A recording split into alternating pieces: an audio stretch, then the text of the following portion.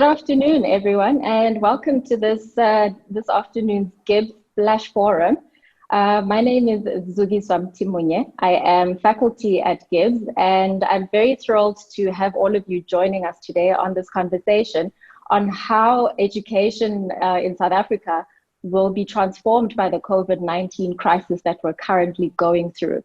I am joined in this conversation by three fantastic guests who come from across the public and the private sector in education in South Africa. And so I'd like to introduce to you our guests, starting with Michelle Lessus, who is the director of Think Ahead, as well as iSchools Africa. And she'll be speaking to us around technology and specifically the role of technology and educator support in education in this current time. We also have Mr. Godwin Khoza, who is the CEO of the National Education Collaboration Trust, a fantastic initiative that has been a collaboration across business, across the private sector and the public sector and civic society to really rally around how we innovate and solve challenges in education in South Africa. And then finally, we're joined by Lebogang Monjane, who is the Executive Director of the Independent Schools Association of Southern Africa, and really a member body of all the independent schools in South Africa. So welcome to all of our guests, and thank you so much for making the time to have this particularly critical conversation with all of our listeners and viewers today. Before I get into the questions, I'd just like to thank everyone who's tuned in to attend with us and just encourage you to join us in this conversation. This is really meant to be all of us engaging and problem solving, but also learning together. And so I'd really encourage you to post your questions, any questions or comments you have in the Q&A. We'll try and make sure we have time to bring some of the questions in, but we'll definitely get to them a lot easier in the Q&A functionality. So please make sure you give those questions through to us. And so with that, I'd just like to start and ask our guests to really just position where exactly in the education system in South Africa they are coming from. And I often think it's important to locate conversations around education in South Africa around very important numbers. We're talking about 23,000 plus public schools in South Africa, which service over 12 million young people who are eligible for basic education, as well as about 2,000 schools in the independent school sector who service about 400,000 learners across the country. So we're really talking about almost 13 million lives here and young lives in this country. And so this is really not just anecdotal and theoretical conversation. It's important conversation about 13 million young people who serve as the future of this country. And so I think it's important to remember that as we talk about the critical issues here. So I want to start with Godwin, if I may, just bring you into the conversation to perhaps for our audience, just describe a little bit about what the National Education Collaboration Trust does and the work that you've been doing since the establishment of the trust. Thank you, Zuki. The first thing I want to say in line with what you have said just now is that the 13 million young people who are in schools actually make up 23% of our population in the country. It's a big proportion of the young people who are taken care of by 440,000 teachers from both the private and the public sector. So we're talking about a big sector. And most probably, teachers will be the third in the COVID line once we start getting kids back into school. So it's important, I think, to locate our discussions there. The NECT does education collaboration or improvement work through collaboration. We work, as you've said, with the private sector, the public sector, NGOs, and like civil society, and importantly, teacher unions who actually have such a influence amongst the 440,000 teachers. So we do a whole range of things that are aimed at improving education. But during the COVID-19 period, we've been working with DBE, supporting them to put on content on TV, radio, and online, as well as importantly to try and get the households and the young people to utilize this content, because the one challenge, of course, is that you can supply. if the demand is not there, you don't meet the learning outcome. Yeah, agreed. Very important work, Godwin, and it's been great to follow some of what you've been doing in a very short period of time to just support schools, in particularly with the content and accessing the curriculum. And I want us to come back to that issue when we get into the conversation later. Michelle, so as Godwin describes it, the work that you do and that you're doing in response to the COVID-19 era is especially important as you support what he's established for us is over 400,000 people. 400,000 educators who are at the front line of what the response to continuing in some form or other education and learning within the homes that South African children are currently locked down in.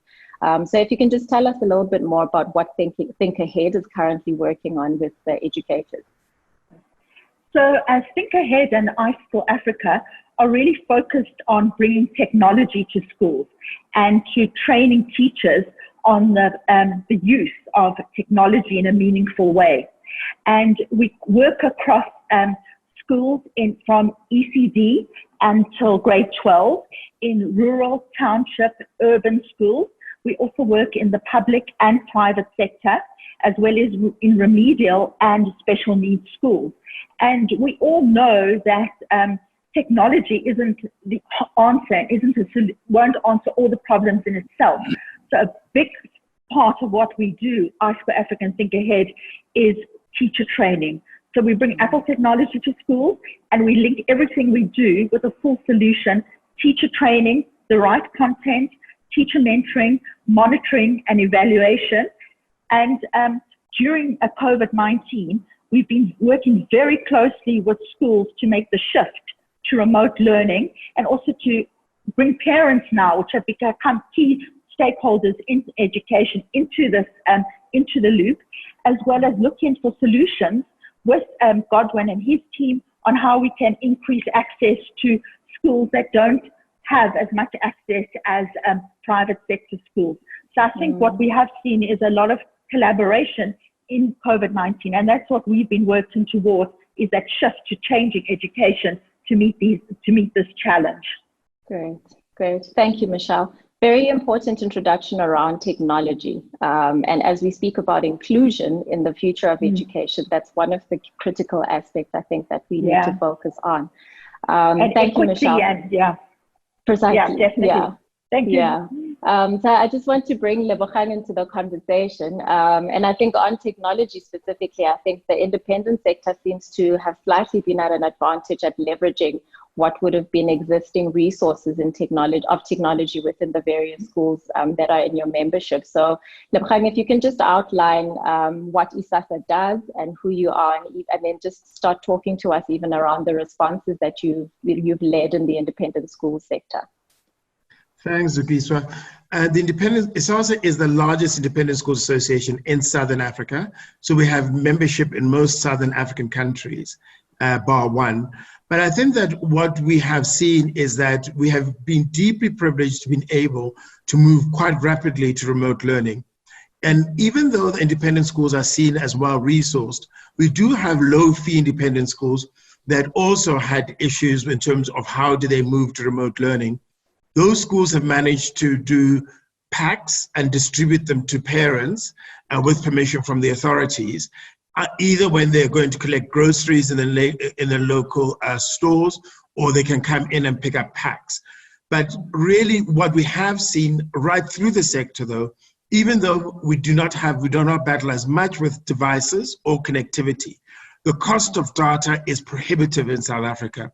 That is what's making it very difficult for many families to access remote learning. So I think that we need to really put that seriously on the national agenda.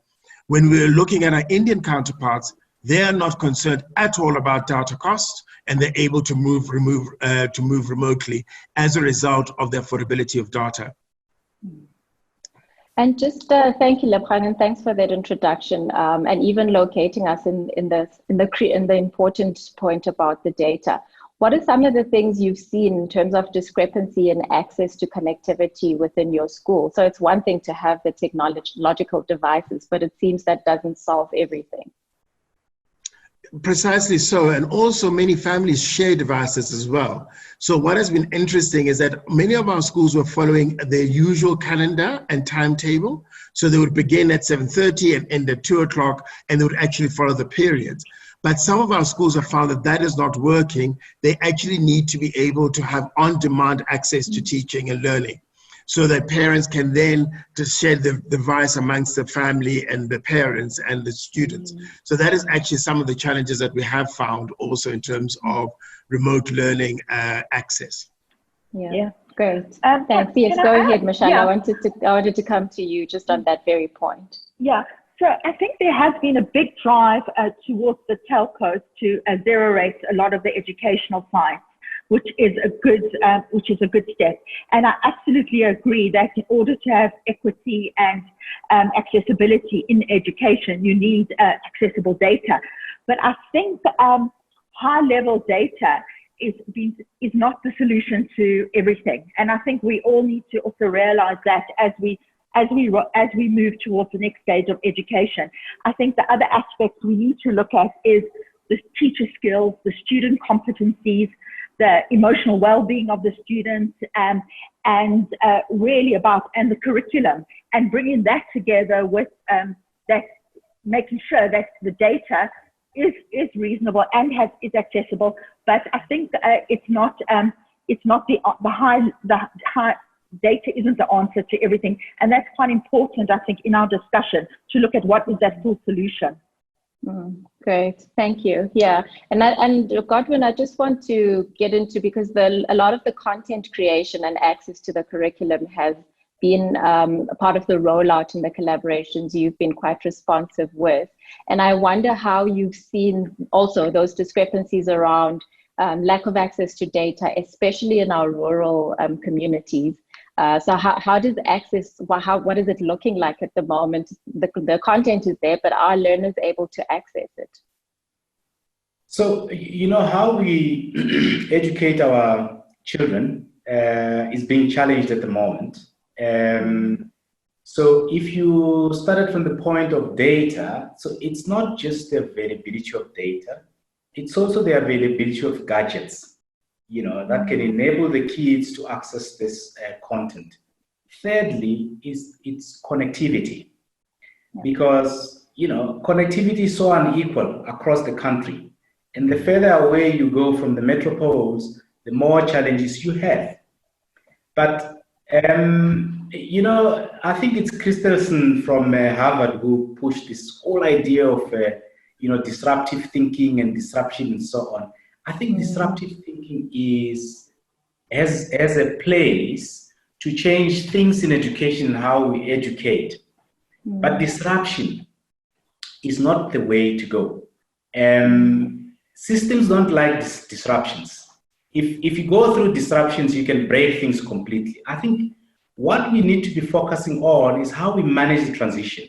The trajectory of where we're going is absolutely correct.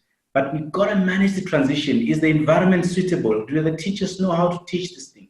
I mean, we've now surveyed about 120 teachers, subject advisors, and some parents, just to find out how they're experiencing this learning. And most of them, I think, they're confused. So this e-learning thing confuses parents the hell out of them, whether you're middle class or low class. And they're starting to realize that actually teaching is a lot more complex than we think it is. So it's important that we manage this transition, quite carefully. A colleague of ours from Harvard, actually, who runs the Center for Curriculum Redesign, gives a very interesting and practical example. He says, if you're going to move your hands yourself from one branch to the other, you better move one hand first, hold the next branch, steady it before you move this one. So this transition thing, it's a very critical thing to manage carefully. Let me just throw in another perspective here. If somebody took cell phones away from us, we're going to complain, because we've gotten so much used to them. But the truth is that we actually were not born with cell phones. We actually can survive without cell phones. And the key is we should not throw away the cell phones, but we should always look at what is fundamental, which the cell phones and the technology are helping us. So if you miss the fundamental part, then it doesn't matter what kind of platform or technology, because you would have missed the fundamental part. So education, by the way, goes beyond just chasing the curriculum, the technical aspects of the curriculum. So Michelle has been, for instance, talking about the psychosocial effects. Yes. In the next 6 months, we're going to have serious existential concerns. A colleague of mine just called me now and said, a friend lost a child who had underlying health factors. We're going to see a lot of that. So we're going to see education in a much broader sense rather than chasing a mathematics curriculum. I've been talking to my colleagues this morning and I said, hey, I wish every household could talk to their children about their family tree. That's education, by the way. Education. Yeah. Thank you. Go ahead, Michelle. Yeah, I think like every single day there are about 5 webinars across the world about even more about what is going to be the new normal and what is going to be business as unusual and business as usual. And I think it's a big question is what is going to be the new normal in education. And I think the one thing is a different kind of teacher, a different kind of student, and a different kind of parent is going to emerge out of this. And I think, and the educational stakeholders, they also are going to see where the gaps in the education are. And I think that's really important. And I think, and it's going to be quite interesting that, and I agree, has to be a transition. There has to be a short-term solution for impact, a medium-term solution for transition, and a longer-term solution that takes into account our learnings from the pandemic. And I must say, being in technology in education, for a million reasons, the adoption of technology in education has always been slower than, and for acceptable reasons than in other sectors. And I think from a technology perspective, it's exciting to see how the acknowledgement of the role of technology has been in how we can use it to bring a more equitable education to across the board. And I think that's been quite important for us. Yes. I actually just want to lean in a little bit more on what you talk about as a different kind of educator and learner, and even a caregiver or a parent, as all of those people have been involved in learning over the last few weeks. Just say a little bit more about how we might imagine what is a different kind of educator look like as we move beyond COVID. What should parents be thinking about what their children are orienting into in this new and transitioned education forum? Yeah, I think our other panelists also have a lot to add to this, but I think the economic pressures, the health pressures, the educational pressures are part of a full. It's not just about catching up on curriculum, and I think that is really, really important. And I think there's going to be, besides we all know, and this isn't part of the panel today, the stress on meals, the stress on health, and I think we all need to know that it's going to be more than just catching up on curriculum. And I think we're going to need to prioritize what curriculum we need. We're going to prioritize what technologies we need. We're going to prioritize the role of the teacher, the role of the parent, the role of the school, and the well-being of the child. And I think that's what's going to need to be shifted as we move towards a post-COVID-19. And another thing I think which has been very interesting is being connected globally. I think it's the first time that in a lot of time that schools across the world are facing the same challenge. And that global connection, I think, is something we can all work on. And I think the collaboration of that, there's been amazing creativity and collaboration across the educational sector, which has also been really amazing to see. Wonderful. Thank you. Can I just re-emphasize what Michelle has just said, Zukiswa? It is interesting that in the independent sector, since once the president did close schools, we were able to move to remote learning. The consensus amongst most educators now is what is core to the curriculum.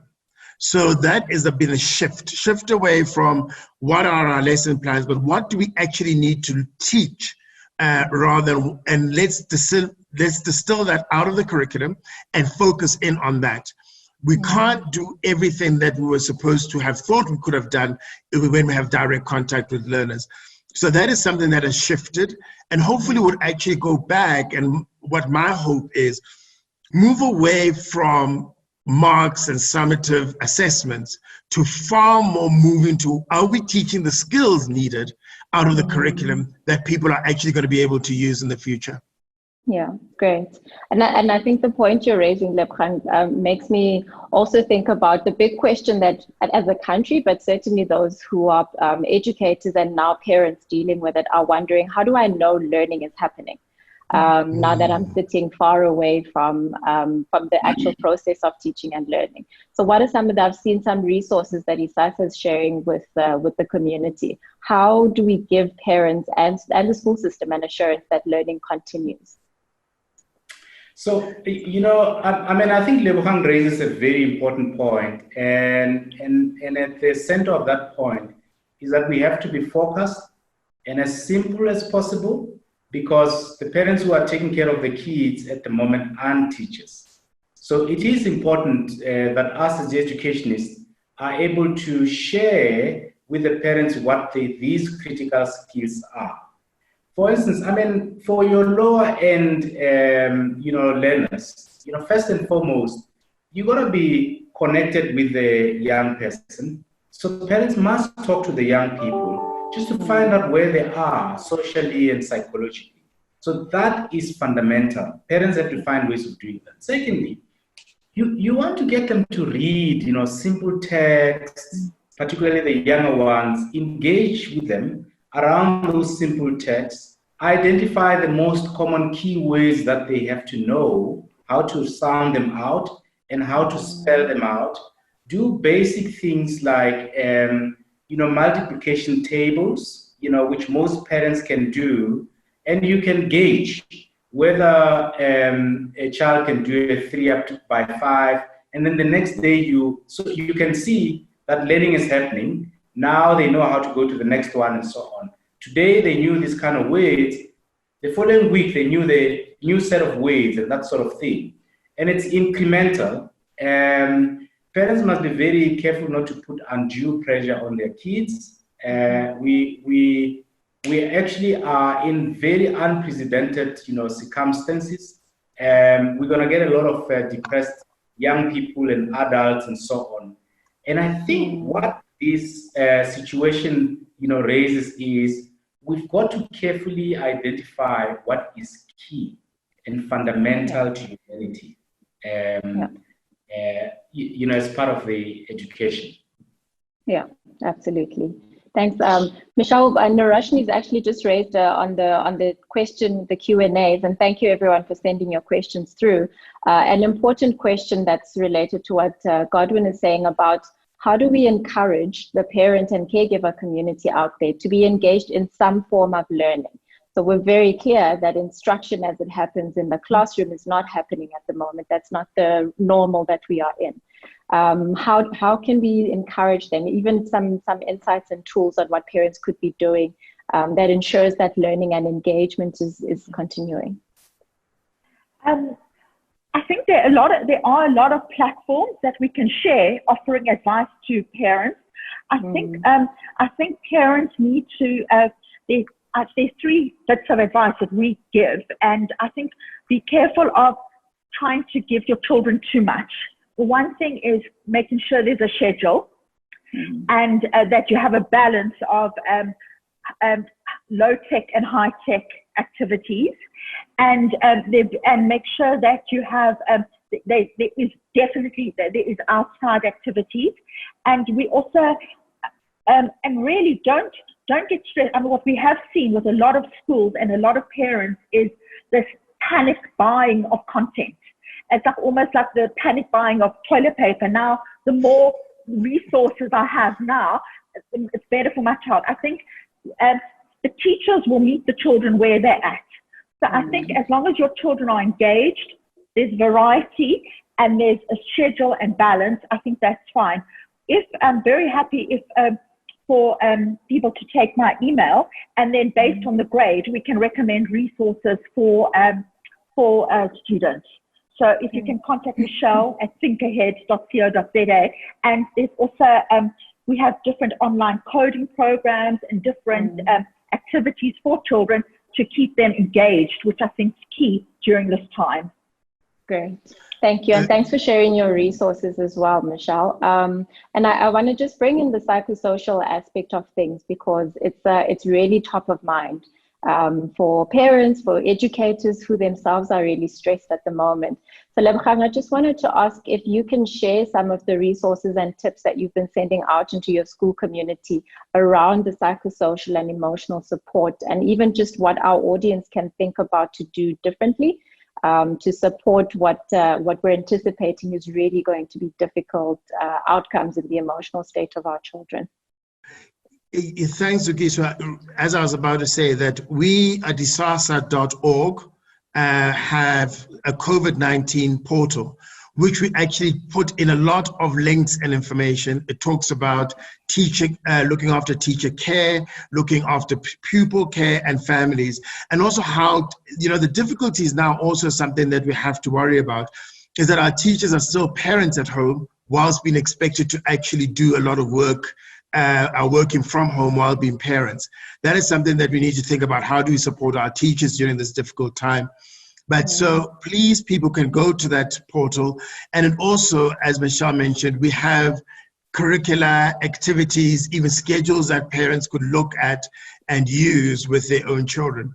Going back to the question of the curriculum, just quickly, Zukiswa, I found it interesting that our primary schools are now moving to a 4-day week. So Monday through Friday is actually doing actual school, but they found that on Fridays is consolidation days, and also keeping track of those children that they're worried about, where they are and what their participation rate is. So, and also talking about, yes, all of these packs and etc. That was the initial response. Give information, give work to do. Now schools are saying, no. Let's think very carefully of what we really need. What is core to the curriculum. Let us cover it in 4 days. On Friday, the teacher then interacts with different students to make sure that what has occurred has actually been consolidated. So that is another shift that has happened really as a result of COVID-19. And Zuki, can I just add 2 things to that conversation? I think also in terms of vulnerabilities of students, I think it's also very important to remember our special needs children and our remedial children in all of this, and to make sure that all the content and the remote learning is made accessible for children with disabilities and children with remedial needs. And I think that's really important. And for parents and carers and therapists, please reach out to us on that, because we need to make sure that that's another area of inclusion in this. And then also just support for teachers. We've set up a Facebook group called Couch to Class. And Lebogang, I'm going to take the liberty of sharing your materials on there, because Couch to Class is a Facebook group. I think a Couch Class, it's got over 1,000 of teachers all facing the same challenge of being parents as well, of some high tech, some low tech, and it really is a great forum for people to collaborate. So I encourage teachers to join that as well. So thank you.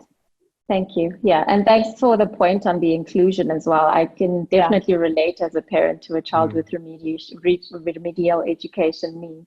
And I just want to ask Michelle, because this is now the big question as we look ahead. Does this era and what we're learning from these times mark the phasing out, if not end, of traditional schooling and education? I think it will definitely, I think it would be sad, and I think it'd be very unlikely for us to return to exactly the way it was. I think it's not going to be like overnight there's going to be total disruption and fourth industrial revolution teaching. I mean, our socioeconomic and the way it won't work like that. What I do think is the role of technology, the role of curriculum, the role of the parent, the role of schools, and the role of and the role of the teacher is definitely going to change.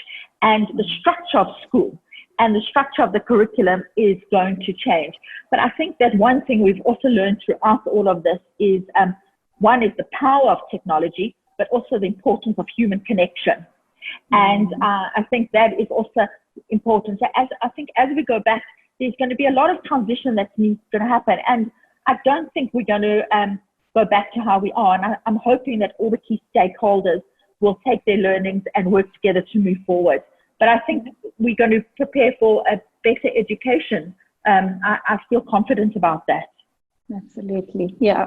Thanks. And Godwin, I see you quite engaged in the chat, and I wanted in our last few minutes together, just get to the questions that our participants are posting.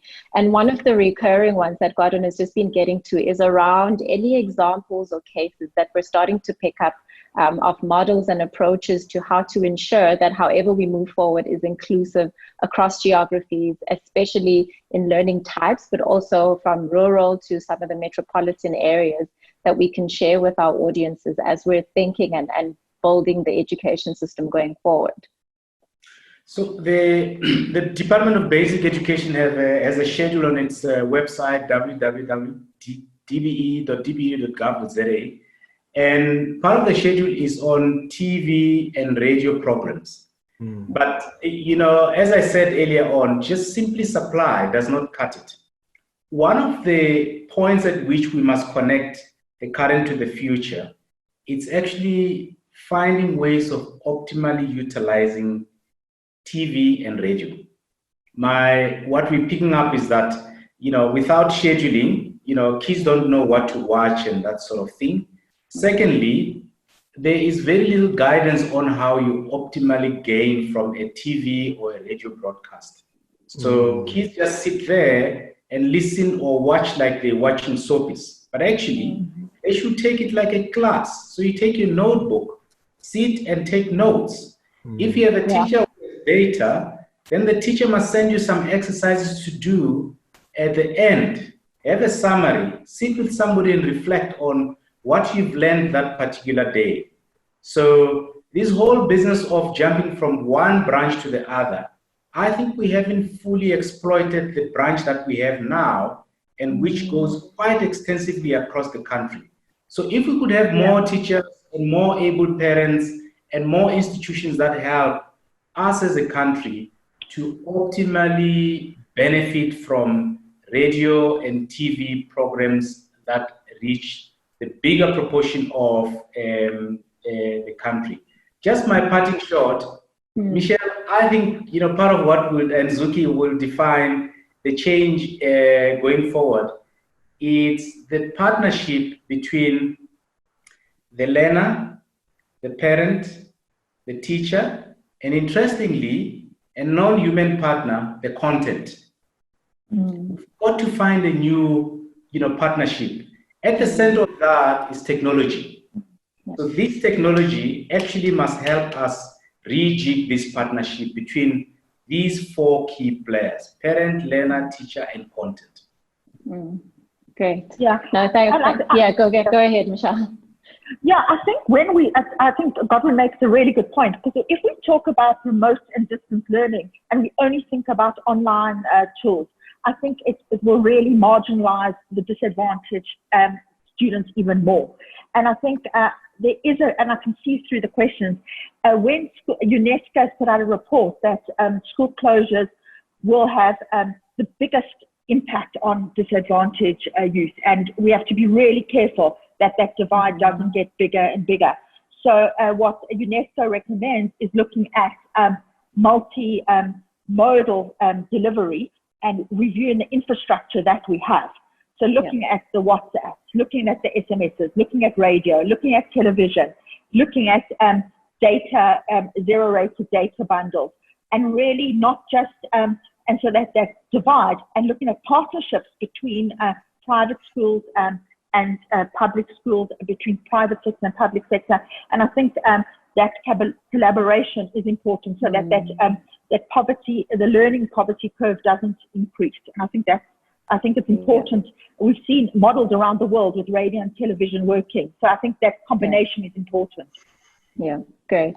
Lebogang, I'm seeing a repeated question here around technology and the exposure to technology, which we're all agreeing is a fantastic central mode for connecting the various stakeholders in learning. Should we be concerned about excess and screen time and even loss of certain very basic type of skills like writing, handwriting for kids as this becomes what is normal going forward?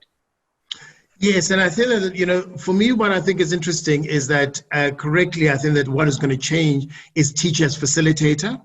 And now we're going to actually be far more mindful of when children are on screen time, what they're actually doing.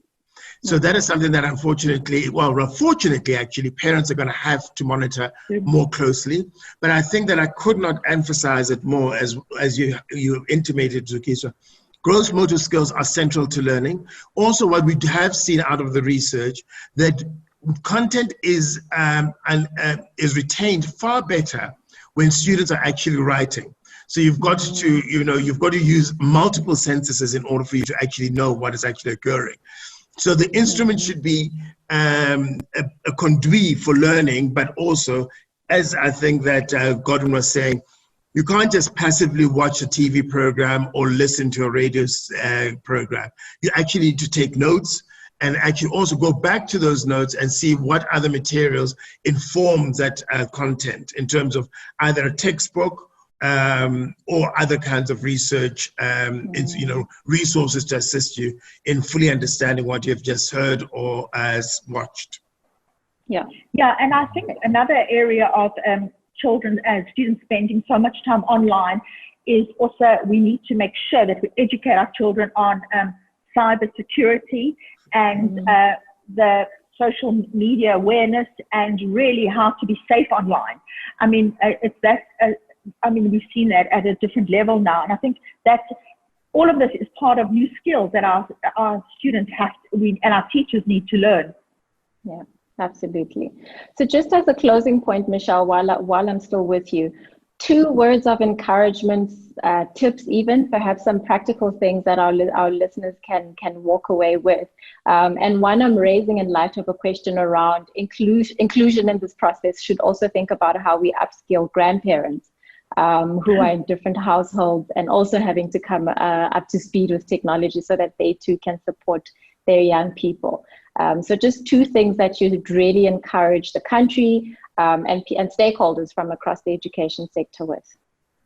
I think technology has an incredible potential to increase access and equality and transform education. And let's use this opportunity to give all our learners the education that they deserve and to focus on tools that can really help communicate, collaborate, and increase learning engagement. Great. Thank you. Thanks for that. I'll come to Godwin. You have a huge task on your hand, as you have done since the trust was established. What 2 words of advice and even the invitation, I think, to different organizations and sectors of society to support the NECT's initiative so that where we land up after COVID-19 is a place where there's inclusion and all of our learners see 2020 as a year that transformed and transitioned how they learned, but did not lose the year. Godwin, have I still got you? Looks like you're frozen. Nope, we've lost Godwin. So while we get Godwin back, I'll just pose that question to you, Lebo. So just 2 words of encouragement and really practical things that our listeners can walk away with on what to look forward to and how to tackle this current era. I mean, I think that what is exciting is that we're seeing learning happening in homes. So that is really what is encouraging. And families, so now families parents need to be engaged in how their children are learning, what they're learning. But also what I think practically, it really, as I saw another question, as parents or any caregiver, focus on the core skills. So encourage reading, preferably a book, and not on a tablet. And obviously, if you've got access to mathematical exercises, encourage your child to be doing math exercises on a daily basis. So for me, education is something that happens outside of the home and now coming is now a thing of the past. We're seeing it coming into the home. But I think that as Michelle, and I think I really agree with Godwin, focus on the fundamentals as family. And I think that with Michelle talking about it also, make sure the children are not only sitting there and saying, I'm doing my schoolwork, I've got screen time. Take the screen away. They need to go outside, do a bit of exercise and other physical activities within the, of course, within the constraints of what that family has. But that's that's what's so exciting. Learning is now happening at home. Yeah, and across different levels. I know I'm in grade 6 and kindergarten at the moment, and it's tougher than I remember it. So it's a wonderful time. With that, I'd just like to bring our conversation to a close and really thank you both, Michelle, Lebogang, and in absentia, Godwin, for bringing your insights and really taking the time for all of us. I think one of the most important things we're all learning in this process is just to humanize the experience of what we're all going through. And so it's great even to see from everyone who's tuned in and asked questions that everyone is saying, hey, I'm having real questions and challenges around this thing, and I'm glad we're talking about it so I can also think about what I do differently. So thank you very much. We are supporting and encouraging all of you as you do this work. Please keep at it. We are talking about 13 million young lives that you are doing it for. So on that one day when you have a bit of a low, please remember that that's the why. Thank you very much for having us. Yeah, thank you. Thank you to everyone for tuning in. Thank you, Lebogang. Thank you, Zukiswa. All right. Please join us on Tuesday for the next Flash Forum here at GIBS. And we're really thrilled to have this audience. And so I'm also inviting all of us to be part of where we move education forward to in South Africa. Take care.